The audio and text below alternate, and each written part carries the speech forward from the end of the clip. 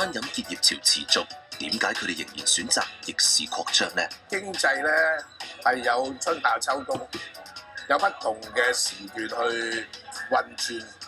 咁今日香港嘅經濟啊，會係寒冬，但係始終會過嘅。香港要繼續成為美食之都，呢啲逆市新味係咪能夠為本地餐飲市場帶嚟新動力？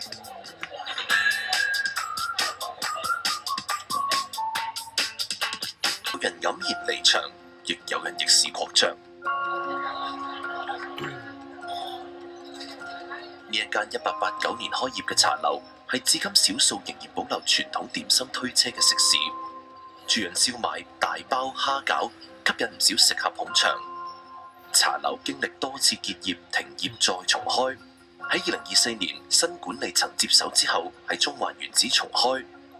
2025年更加逆市擴張，喺尖沙咀承租咗超過9000尺、樓高2層嘅大鋪位，並設有24小時營業。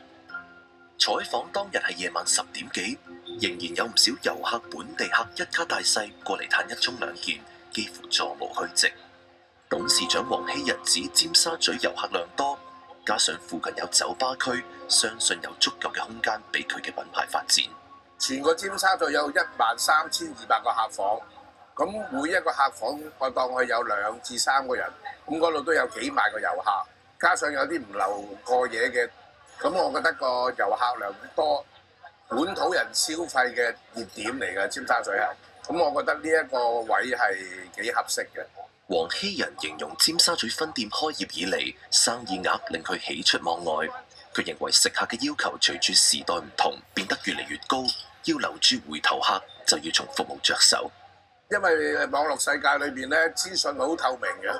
你如果稍為有啲咁多偏差嘅話咧，你要個 reputation 咧喺個市場會出嚟嘅嘛。所以我哋好關注。有好多人話而家香港服務唔好，其實唔係，只不過執教邊個人去點樣教啲夥計，而佢唔聽話，咪俾機會佢咯。講聲唔該，講聲多謝，歡迎光臨。咁我相信你好多時都唔會聽得到呢3句説話，但係我哋要教到佢好似念書咁樣口頭禪咁樣。